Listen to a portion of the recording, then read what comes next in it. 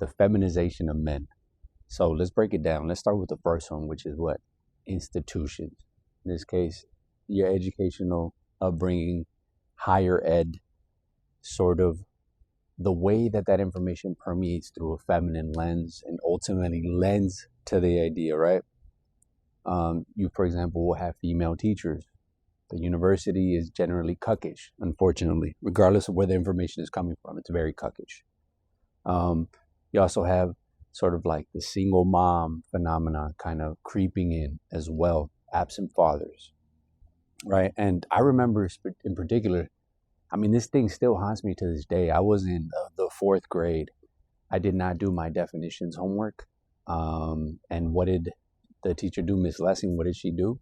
She proceeded to yell at me, exhibit me publicly, and at a very tender age where I don't think I had the voice or the wherewithal or the ability to express myself, in that given moment, right? So she yells at me, tells me to go outside with a piece of paper to the classroom next door. And I never forgot that, right? And I never, I sort of felt shame, being in that situation, as much as it's like it's the fourth grade, who cares, right? And at this point, I probably know more words than her if she's even alive right now, right?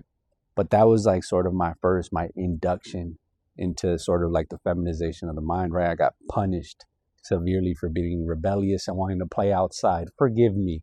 I'm sorry that words and their meaning were not more important than me playing soccer outside in the sun. But that's for another story. And so what happens is the process of the feminization of man is that you begin to think like a female. You shun competition. You're scared of failure. You disregard the body. You loathe in the lazy. Zero effort, seeking comfort. I was on the way home yesterday and I see my neighbor and he's this fat, jiggly motherfucker, and he's outside, he's waiting. There's an ice cream lady.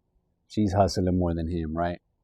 And she's selling ice cream and he's buying an ice cream from her. That's very common in Southern California. You see these people in these ice cream trucks and they're walking around and people stop them and they buy stuff anyhow. So he stops her and the first thing I look at his physiognomy and what do I see? I see a guy that looks like he's perpetually sniffing a stinky butt. Like that was his face. He was just like that. And it's just like, I was just like, fuck, man.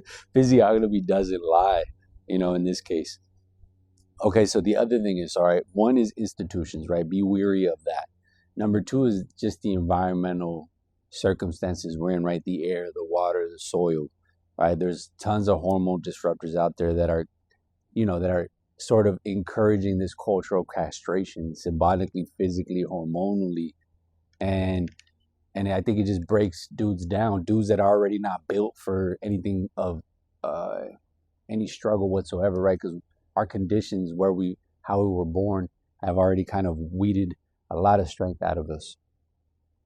And that also leads to kind of the social part. It creeps into that, which is that people are scared to speak up, scared to hold eye contact, to disagree with people, to toe the line, right? They're scared to offend. They want to impress.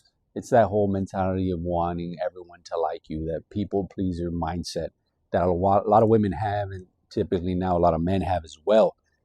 I was at the brewery a few days ago and I run into this dude. He's cute, tiny, petite, well put together, dresses well, had a fresh fade and everything. But the first thing you notice about a dude like that is he's just like in his feminine sort of essence, in his bag and very queendom-like, because one of the guys was kind of like joking around with them saying like, oh, are you excited that so-and-so is coming? And he's like, I don't know, what are you talking about? Like, afraid to show interest, right? Because you couldn't possibly be a man that's interested in a voluptuous, thick, beautiful woman. You couldn't possibly be attracted to her, right? So he was trying to play off this bravado, like where he's like nonchalant about the fact that she wasn't coming, right? And so this guy, he's telling me that he's a social worker, right? He's intending on being a professor, been there, done that. Zero presence, real just sassy, kind of, like I said, well put together. I'm not even going to knock him on the aesthetic part, right? Except the fact that he was kind of puny.